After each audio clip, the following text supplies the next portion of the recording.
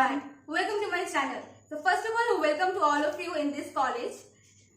Specially जो लोग मेरे हमारे जूनियर्स बनने वाले हैं. अरे बन गए भाई. अच्छा, ऐसी बात है.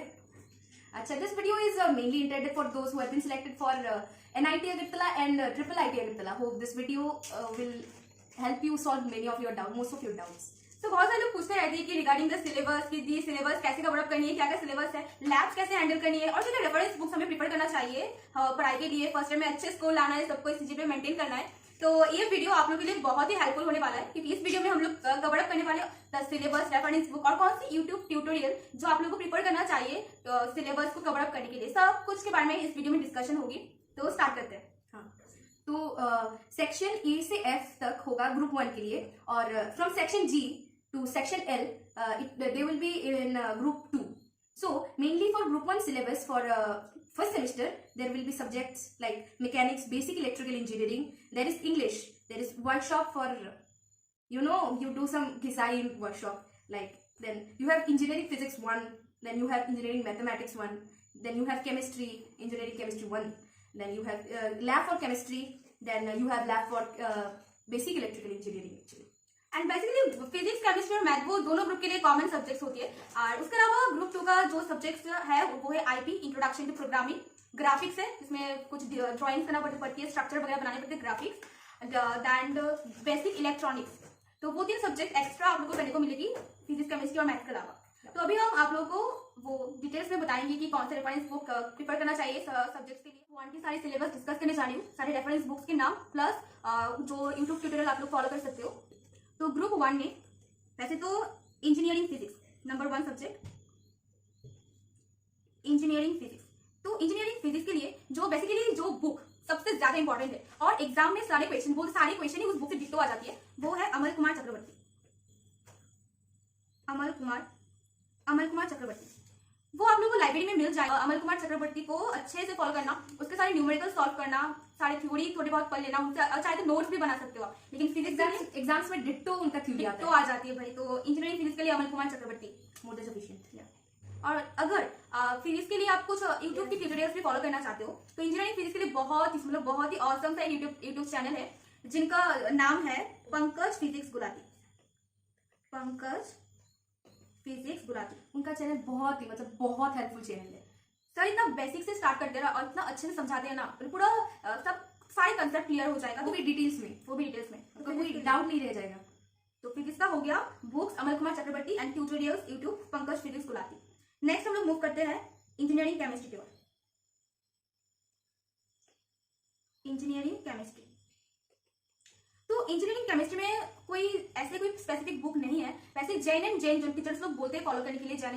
लेकिन मैं मेरे पर्सनल सजेशन दूं तो पीडीएफ ही सबसे अच्छा होता है क्योंकि जैन में बहुत एक्सेस थ्योरी होती है जो आप लोग इतनी जल्दी से कवर अप नहीं कर पाओगे. इसलिए इसके लिए बेटर सोल्यूशन ये है कि आप लोग पीडीएफ फॉलो करो.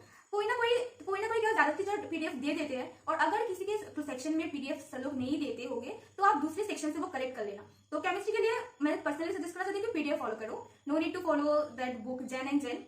वैसे अगर कोई लोगों का मन हो कि हम थोड़ा ज्यादा ही पढ़ेंगे, पीडीएफ के अलावा भी हमें बहुत नॉलेज रखना है अपने अंदर, तो या जैन उसके लिए आप जैन फॉलो कर सकते हो. और एक बात कहना चाहती हूँ, जितना हो सके केमिस्ट्री क्लासेस फॉलो कीजिए, जितना आपका टीचर आपको पढ़ाए उतना फॉलो कीजिए. इससे बाहर कुछ नहीं आएगा, इसी से आएगा जो भी आना है. तो जैन मैं इतना प्रिफर नहीं करूंगी, तो ये थोड़ा मैं यहाँ पे ये ज्यादा फॉलो करने की जरूरत नहीं. जो पीडीएफ है वो ही मेन है. तो केमिस्ट्री के लिए पीडीएफ टीचर लोग पीडीएफ फॉलो कर लेना. नेक्स्ट बात करना चाहती हूँ मैं इंजीनियरिंग मैथमेटिक्स के बारे में क्योंकि मैथमेटिक्स बहुत ही इंपॉर्टेंट सब्जेक्ट है और इंजीनियरिंग पढ़ने आए तो मैथ्स तो आपका कभी पीछा छोड़ेगा ही नहीं. और गाइस ज्यादातर बैक्स इसी सब्जेक्ट में लगते हैं तो ये ज्यादा प्रैक्टिस करना. तो इंजीनियरिंग मैथमेटिक्स के लिए जो सबसे अच्छा बुक है वो है मुकुल भट्ट, क्योंकि एब्सोल्युटली रिकमेंड. या मिड टर्म और एंड टर्म के क्वेश्चंस एग्जांपल से या फिर एक्सरसाइज आ ही जाते हैं मुकुल भट्ट से. और एक बुक है एचके दास करके, लेकिन मैं वो सजेस्ट नहीं करूंगी क्योंकि उसमें प्रायोरिटी में थोड़ा नीचे है. तो मेरा सजेशन तो ये रहेगा कि मुकुल भट्ट आप लोग फॉलो कीजिए जो लाइब्रेरी में बेसिकली मिलता है. लेकिन मैंने पहले बता चुकी कि ज्यादा स्टूडेंट्स से बुक्स कम है तो सबके लिए अवेलेबल नहीं हो पाता. तो इसके लिए भी पीडीएफ टीचर लोग आप लोगों को दे देंगे या फिर हम तो है ही देने के लिए. एंड मैथमेटिक्स के लिए जो यूट्यूब चैनल जिससे जहां से आप पढ़ सकते हो मैथमेटिक्स वो है गजेंद्र पुरोहित. सर बेस्ट है. सर बहुत ही अच्छे हैं और इस कॉलेज में रहते आपको पता चल ही जाएगा कि सर का कितना वैल्यू है हमारे कॉलेज में। तो इंजीनियरिंग मैथमेटिक्स के लिए रेफरेंस बुक मुकुल भट्ट और जो यूट्यूब ट्यूटोरियल है वो है गजेंद्र पुरोहित। नेक्स्ट सब्जेक्ट नंबर 4 वो है मैकेनिक्स। जो ग्रुप 2 के बच्चों को अभी फर्स्ट सेमेस्टर में सब्जेक्ट नहीं मिलेगा क्योंकि वो ग्रुप 1 के बच्चों के लिए है मैकेनिक्स। तो मैकेनिक्स के लिए भी मैं वही सजेस्ट करूंगी कि कोई वैसे एक बुक है जिसका नाम है टिमोशेंको। टीचर्स लोग जो भी है वो लोग इसी बुक से क्वेश्चंस बनाते हैं, लेकिन वो लोग क्या करते हैं पता है कि इसी बुक का जो इंपॉर्टेंट क्वेश्चंस है वो ऑलरेडी पीडीएफ के तौर पे भेज देते हैं ऑलरेडी। तो ये बुक में थोड़ा सोल्यूशन बहुत ही कॉम्प्लेक्स रहता है। तो मैं एक बात बताऊं, जिनके भी सेक्शन में परमवीर सर है, प्लीज अपने दोस्तों के भी सेक्शन में हो तो उनके नोट्स ले लेना, उन्हीं से सब आते हैं। हाँ, तो हमारे पास एक सैंपल भी है बुक्स का, तो ये है टिमोशेंको बुक जो आप लोग रेफर कर सकते हो। और मेनली सजेस्ट करूंगी कि पीडीएफ वो परमवीर सर के पीडीएफ फॉलो कर लेना, क्योंकि पीडीएफ में ही टिमोशेंको के बुक के इंपॉर्टेंट क्वेश्चन आपको मिल जाएंगे। तो मैकेनिक्स के लिए जो यूट्यूब चैनल हम रिकमेंड करना चाहते हैं वो है टिकलेस एकेडमी। बहुत पॉपुलर है, बहुत पॉपुलर चैनल है। तो आप लोग वहां से अपने अगर कोई भी डाउट हो किसी भी टॉपिक्स को लेके वो क्लियर कर सकोगे। टिकलेस एकेडमी अच्छा है चैनल। तो मेनली पीडीएफ फॉलो करना, क्वेश्चन प्रैक्टिस करना और टिकलेस एकेडमी से डाउट सॉल्व कर लेना। नंबर 5 जो कि बहुत ही इंपॉर्टेंट सा सब्जेक्ट है और जिसमें भी लोगों का बैक लगने की चांसेस ज्यादा होती है, तो वो सब थोड़ा ध्यान से पढ़ना। जो मैं पर्सनली मुझे ये सब्जेक्ट बिल्कुल भी अच्छा नहीं लगता, जो कि है बेसिक इलेक्ट्रिकल। आपको अच्छा नहीं लगता और ये सब्जेक्ट हमारा वन ऑफ द फेवरेट्स था। Difference guys. तो बेसिक इलेक्ट्रिकल के लिए एक जो रेफरेंस बुक मैं बोलना चाहूंगी कि टीचर्स लोग भी सेम रेफरेंस बुक ही आप लोग को रेकमेंड करेंगे, वो है BL थेरेजा। तो इसमें बहुत सारे क्वेश्चंस दिए होते हैं, तो वो क्वेश्चंस अच्छे से प्रैक्टिस कर लेना, क्योंकि बेसिक इलेक्ट्रिकल के लिए जितना आप क्वेश्चन सॉल्व करोगे आपको उतना कॉन्फिडेंस मिलेगा इस सब्जेक्ट के ऊपर, नहीं मुझसे सॉल्व हो जाएगा क्वेश्चन। तो इसके लिए ज्यादा प्रैक्टिस की जरूरत होती है। तो BL थेरेजा एक बुक्स है जो वैसे ही मैं पहले बोल चुकी कि लाइब्रेरी में अवेलेबल नहीं होता नहीं, तो आप लोग पीडीएफ से पढ़ सकते हो। और बेसिक इलेक्ट्रिकल ठीक है, कभी कभार समझ में नहीं आता कि कहाँ से पढ़े। एग्जाम के पहले वाले दिन भी मेरे को डाउट था कि भाई कितना क्वेश्चन सॉल्व करे कि एग्जाम में अच्छे स्कोर लाए। तो बेसिक इलेक्ट्रिकल के लिए क्वेश्चन प्रैक्टिस करना, और अगर सब लोग पीडीएफ कोई कुछ भी दे, बहुत सारे टीचर पीडीएफ रेकमेंड करते हैं, तो पीडीएफ ही सबसे ज्यादा अच्छा होता है। और मैं एक बहुत सही बात बताऊं, एक यूट्यूब चैनल है मतलब इंजीनियरिंग की पाठशाला बोल के, उनका एक प्लेलिस्ट है specific named after basic electrical engineering, वो फॉलो कर लो, बहुत है गाइस, बहुत है। हाँ, तो मैंने यहाँ पे भी मेंशन कर दिया इंजीनियरिंग पाठशाला। हम लोग डिस्क्रिप्शन में उनके यूट्यूब चैनल का लिंक दे देंगे, तो वो आप अच्छे से फॉलो करना। तो बेसिकली जो सब्जेक्ट्स हमने ऑलमोस्ट कवर अप कर चुके हैं अभी। हाँ, और एक सब्जेक्ट है इंग्लिश, जो हम सबका फेवरेट है because of our beloved teacher. ठीक है, इंग्लिश के लिए तो वैसे इंग्लिश कोई पढ़ता नहीं, एग्जाम के पहले वाले दिन सब लोग पढ़ते हैं। इजी है, उसके लिए कुछ भी टेंशन स्ट्रेस वगैरह नहीं है। इंग्लिश के लिए बस टीचर लोग एक पीडीएफ दे देंगे, तो वो बस थ्रोली रीड कर देना एग्जाम के पहले वाले दिन। उसके लिए इतना स्ट्रेस लेने की कोई जरूरत नहीं है, तो बस पीडीएफ। तो मैकेनिक्स, बेसिक इलेक्ट्रिकल, इंग्लिश हो गया, केमिस्ट्री हो गया, इंजीनियरिंग फिजिक्स हो गया, मैथमेटिक्स भी हो गया। अभी आ जाते हैं लैब। तो हमारे ग्रुप 1 में कौन सी लैब है? बेसिक इलेक्ट्रिकल लैब है, केमिस्ट्री लैब है, तो उसमें आ जाते हैं। तो केमिस्ट्री लैब बहुत इतना भी, बस आप टीचर्स लोग बोलेंगे कि प्रैक्टिकल को भी मेंटेन करो, बस वो प्रैक्टिकल भी मेंटेन करना। और लैब में इतना कोई स्ट्रेस वैसा है नहीं। केमिस्ट्री तो मेरा फेवरेट लैब था सारे लैब में से। एंड बेसिक इलेक्ट्रिकल लैब, हाँ, वो उसमें बहुत सारे एक्सपेरिमेंट होता है वो, और हर रोज अटेंडेंस बहुत मैटर करता है, अटेंडेंस बहुत मैटर करता है, और डिफरेंट एक्सपेरिमेंट हो जाता है हर रोज। तो उसको थोड़ा अच्छे से ध्यान से खुद से करने की कोशिश करना। मिलजुल के ग्रुप तो बनी होगी, ग्रुप में एक साथ करना, तो लैब खुद से भी ट्राई करना, समझना। तो लैब के लिए कोई इतना बोलेगा है नहीं। और रफ कॉपी अच्छे से मेंटेन करना, क्योंकि वो भी चेक होता है लास्ट। और सबसे लास्ट में मैं बोलना चाहूंगी कि ग्रुप 1 में है वर्कशॉप करके, इसमें बहुत सारे शॉप्स है। वर्कशॉप तो अटेंडेंस का खेल है, और बहुत मजेदार चीज है। मतलब मुझे तो बहुत अच्छा लगता था पर्सनली हर रोज। जो लाइफ में कभी किसी ने, बहुत से लोग कभी किसी ने नहीं की हो, वो करना पड़ता है काटना वगैरह। तो बहुत ही मतलब फोर्जिंग शॉप, फिटिंग शॉप, मुझे तो बहुत अच्छा लगता था वर्कशॉप में। अभी भी मिस करती हूँ वो वर्कशॉप के डेज। एक्चुअली वहाँ पे टीचर्स बहुत सपोर्टिव थे यार। और वर्कशॉप के लिए एग्जाम के बाद आए तो टीचर लोग ही बोल देंगे एग्जाम के 2-3 दिन पहले कि क्या पढ़ना है। बेसिकली वो इंस्ट्रूमेंट के जो नाम वो याद रखना पड़ती है, क्योंकि वो ही एग्जाम में पूछे जाती है कि इसका नाम क्या है, इसका नाम क्या है। तो बस टूल्स जो भी आप यूज करेंगे थोड़ा बहुत याद कर लेना, वो एग्जाम के पहले भी याद कर सकते हो। इतना इससे मेंशन करना चाहती हूँ, मैकेनिक्स और मैथ्स को लेके बहुत ज्यादा केयरफुल रहना गाइस। इंपॉर्टेंट सब्जेक्ट है mechanics, basic electrical and maths, और बाकी सारे इजी चीजें आप लोग मैनेज कर लोगे अगर अच्छे से पढ़ाई करोगे तो ग्रुप 1 के subjects almost I think cover हो गए। अभी जाएंगे हम ग्रुप 2 में, मैथ ही ग्रुप 2 में।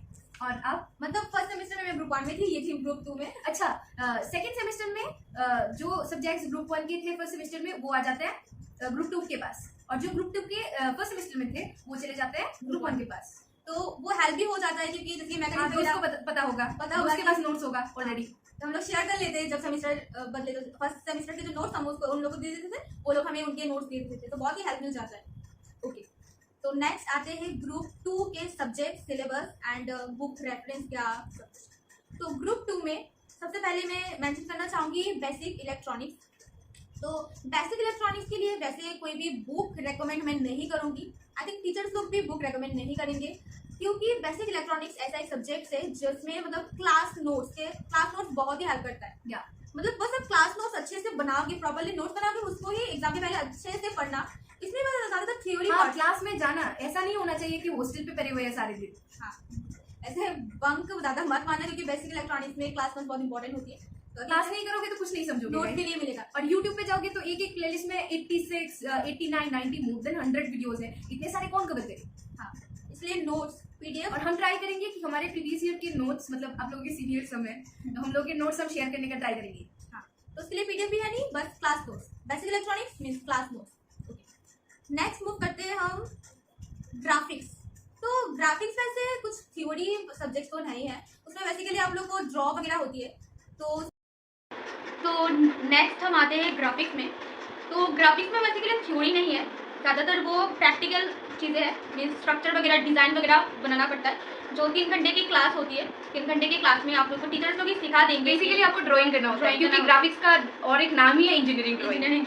लेकिन वही कि आप जो करते हैं वो ड्राइंग वाला ड्राइंग नहीं, स्ट्रक्चर वगैरह स्केल से मेजरमेंट लेके करना पड़ता है। और ट्राई करें शीट्स को मेंटेन करने की। हाँ, जो भी आप लोग बनाओगे वीकली प्रोजेक्ट असाइनमेंट, वो अच्छे से रखना, क्योंकि वो सारे सब कुछ एक साथ बाद में एग्जाम के टाइम पे देना पड़ता है, सबमिट करना पड़ता है, और उसके लिए कुछ चीज़ें खरीदना भी पड़ता है। लाइक वी हैव ड्राफ्टर इतना जो भी हो खरीदने को बोलते हैं टीचर, भाई यूज़ नहीं होता है ऐसे। लेकिन ड्राफ्टर से आप इजीली बना सकोगे, स्केल से थोड़ा टाइम लगेगा, ड्राफ्टर से ज़्यादा जल्दी हो जाएगा, तो ड्राफ्टर अच्छा है। और बोर्ड वैसे बोर्ड टीचर लोग बोलेंगे खरीदने के लिए, बहुत टीचर लोग ऐसे भी बोलते हैं कि बोर्ड लेके जाना कंपलसरी है, तो ये डिपेंड करता है टीचर के ऊपर। तो वो तो आप लोग क्लास में जाके देखो टीचर्स लोग क्या बोलते हैं, खरीदना पड़ेगा या नहीं।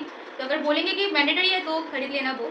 और एक चीज़ हम लोग मेंशन करना भूल गए थे कि मतलब वर्कशॉप के लिए हमें एप्रॉन खरीदना पड़ता है, ब्लू कलर का अलग से। ग्राफिक्स, अगर वाइवा के टाइम पे ग्राफिक्स के आप लोग टीचर्स लोग बोल देंगे कि कुछ थ्योरी वगैरह क्या क्या आ सकता है, तो वो थोड़ा बहुत पढ़ लेना। जैसे इतना भी ग्राफिक्स में पता है थ्योरी का बस 3 मार्क्स है, अगर नहीं भी आए तो कुछ नहीं। जो लोग अच्छे बच्चे जो लोग फुल स्कोर करना चाहते हैं उनके लिए बोल रही हूँ कि इतना सर लोग बोल ही दे देते कि क्या क्या आ सकता है क्वेश्चन वगैरह। ओके, नेक्स्ट मूव करते हैं आईपी, इंट्रोडक्शन टू प्रोग्रामिंग।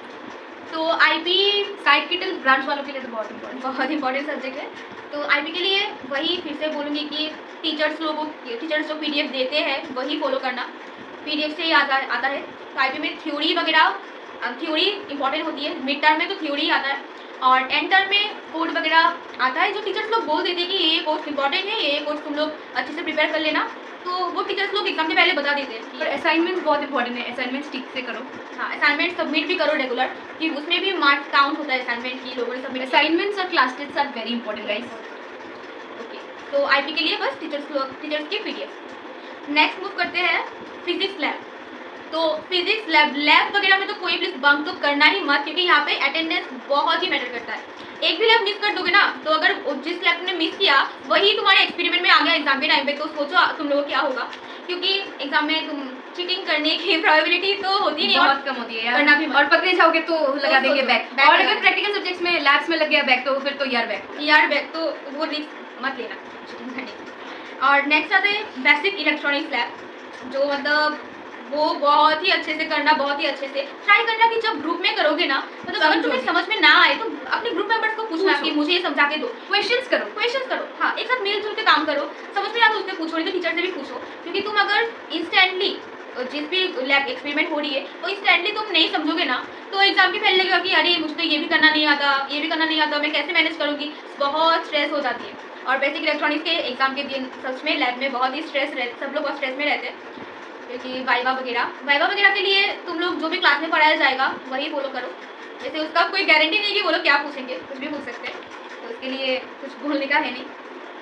तो नेक्स्ट बचा है आईपी लैब। तो आईपी लैब हमारे टाइम में हमारे तो हुआ ही नहीं। बहुत ही कम, एक या 2 दिन ही गए थे आईपी लैब में। सिस्टम ठीक है, मतलब अपनी कॉलेज की बुराई नहीं करनी चाहिए। नहीं करनी चाहिए। ओके, तो आईपी लैब भी कुछ भी करना नहीं पड़ता, बस एग्जाम के पहले सब लोग बोलेंगे कि प्रैक्टिकल कॉपी सबमिट करने के लिए, तो वो कुछ कोर्स दे टाइम से देंगे। कर देना, हाँ, वो सबमिट कर देना टाइम से, काफी है। तो वैसे लग रहा है कि ग्रुप 1 और ग्रुप 2 के सब्जेक्ट्स कवर अप हो चुके हैं। तो हमने जो भी बुक्स वगैरह, रेफरेंस वगैरह बुक्स हमने सजेस्ट किया वही फॉलो करो और कुछ नहीं चाहिए। और जो भी ट्यूटोरियल्स हमने बोला हम डिस्क्रिप्शन में डाल देंगे, वो ट्यूटोरियल्स फॉलो करो। और रही बात कोडिंग, उसके अलावा मीन सेमेस्टर एग्जाम्स के अलावा जो पर्सनली एक इंजीनियरिंग कॉलेज में जो होता है, जस्ट लाइक कोडिंग, क्या तो जैसे जो लोग भी सोच रहे हैं कि हमें आईटी सेक्टर में जाना है, हमें आईटी सेक्टर में ही अपना पैकेज प्लेसमेंट लेना है, किसी का अगर नॉन सर्किटल ब्रांच भी हुआ, डोंट टेक स्ट्रेस यार। हाँ, अगर आईटी सेक्टर में जाने का मन हो तो आप लोग कोडिंग वगैरह स्टार्ट कर सकते हो।